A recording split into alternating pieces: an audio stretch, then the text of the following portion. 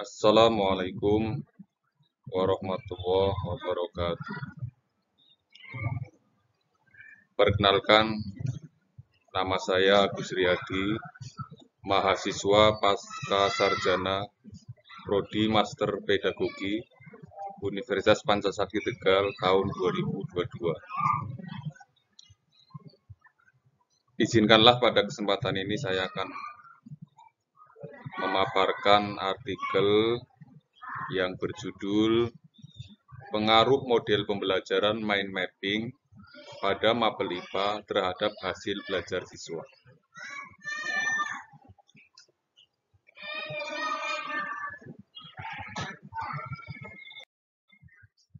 Latar belakang.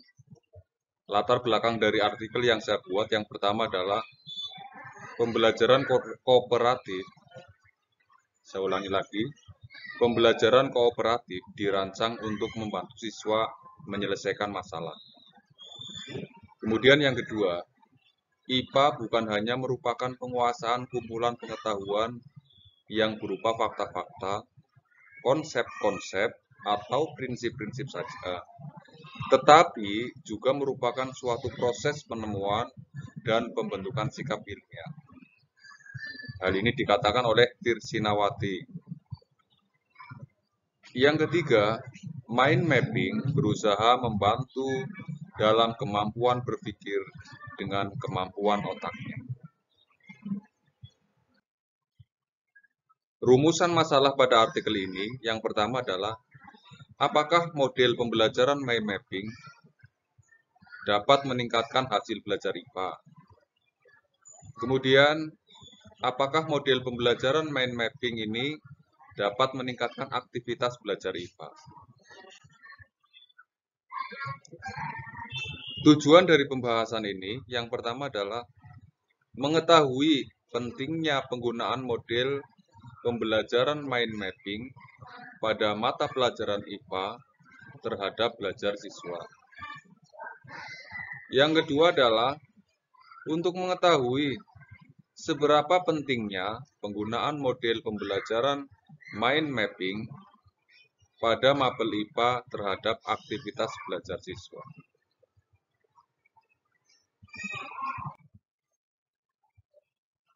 Landasan teori pembelajaran mind mapping. Yang pertama, mind mapping atau peta pikiran adalah suatu cara yang memudahkan untuk menempatkan informasi yang ada ke dalam otak dan mengambil informasi keluar otak. Ini menurut pendapat Busan. Yang kedua, mind mapping atau peta pikiran adalah suatu teknik meringkas konsep yang akan dipelajari dan memproyeksikan masalah yang dihadapi ke dalam bentuk peta atau grafik sehingga lebih memudahkan untuk memahaminya. Hal ini adalah dikatakan oleh Iwan Sugiarto. Landasan teori yang ketiga adalah manfaat mind mapping. Manfaat mind mapping adalah mengaktifkan seluruh otak, membereskan akal dari kekusutan mental, memungkinkan kita berfokus pada pokok bahasa, membantu menunjukkan hubungan antara bagian-bagian informasi yang saling terpisah,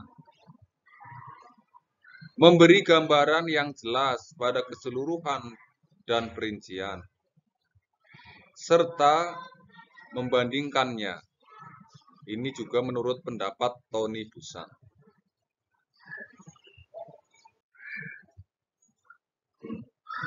Kemudian sintak mind mapping atau langkah-langkah dalam model pembelajaran mapping menurut Iwan Sugiarto memaparkan cara membuat mind mapping dalam 4 langkah sebagai berikut.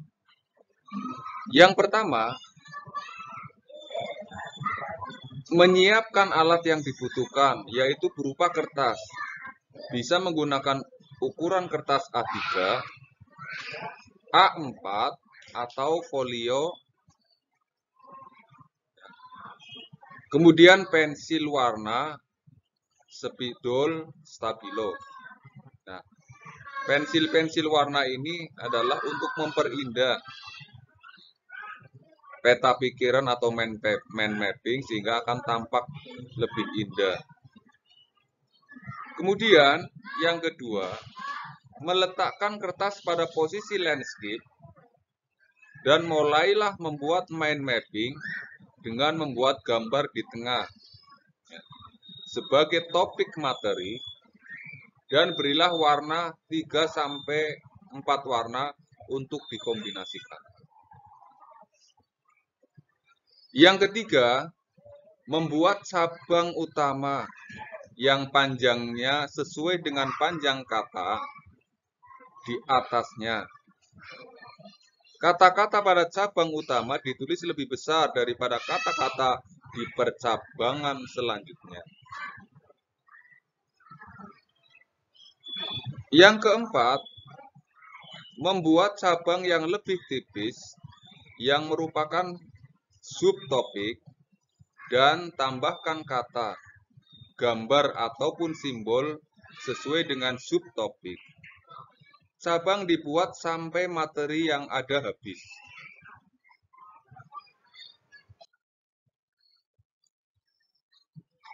Metodologi penelitian ini, A. Objek penelitian adalah siswa sekolah dasar. B.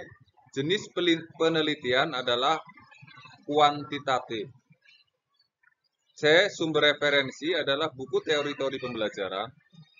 Kemudian yang kedua, buku dari Badan Penelitian dan Pengembangan Perbukuan Kementerian Pendidikan dan Kebudayaan Republik Indonesia.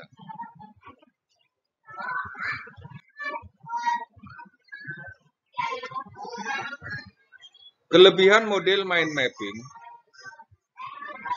yang menurut Busan, diantaranya yang pertama merencana, yang kedua berkomunikasi, yang ketiga lebih menghemat waktu,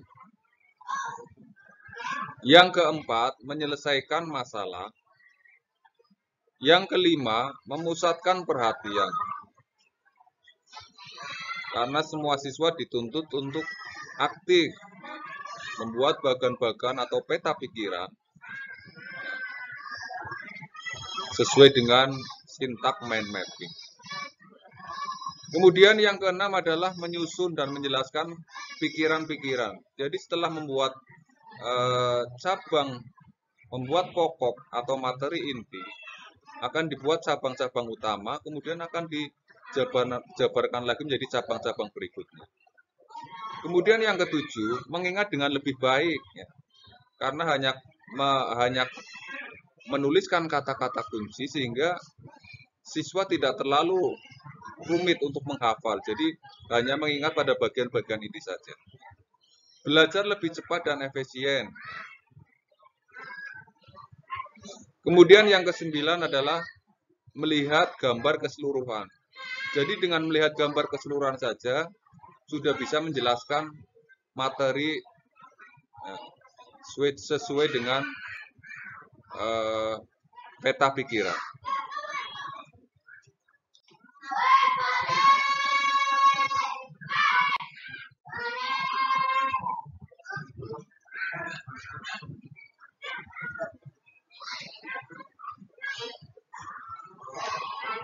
Kemudian penerapan mind mapping pada mapel IPA, ini saya contohkan adalah perkembangbiakan hewan dan tumbuhan. Ya. Ini pada tema 1, selamatkan makhluk hidup. Nah, jadi tugas guru nanti hanya membuat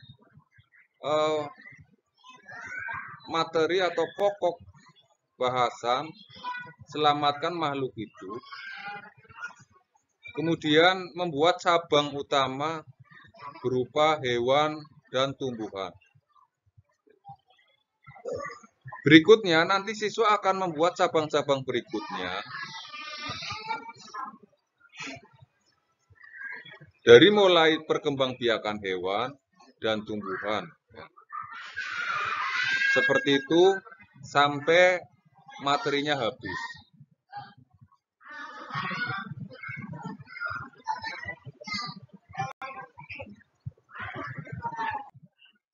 Nah, analisis dari penelitian ini adalah melalui pembelajaran yang dilakukan dengan menggunakan model pembelajaran mind mapping, ternyata dapat meningkatkan hasil belajar peserta didik. Hal ini karena mind mapping ini melihat materi hanya dalam satu lembar kertas berdasarkan peta pikiran. Siswa itu akan mudah sekali memahami dengan melihat kata-kata kunci saja. Kemudian yang kedua, melalui pembelajaran yang dilakukan dengan menggunakan model pembelajaran mind mapping, ternyata dapat meningkatkan aktivitas peserta didik. Dengan model ini semua siswa aktif, tertarik dengan membuat bagan-bagan mind mapping, dengan membuat pensil warna, membuat anak itu senang. Jadi seperti menggambar. Kalau menggambarkan semua siswa rata-rata senang.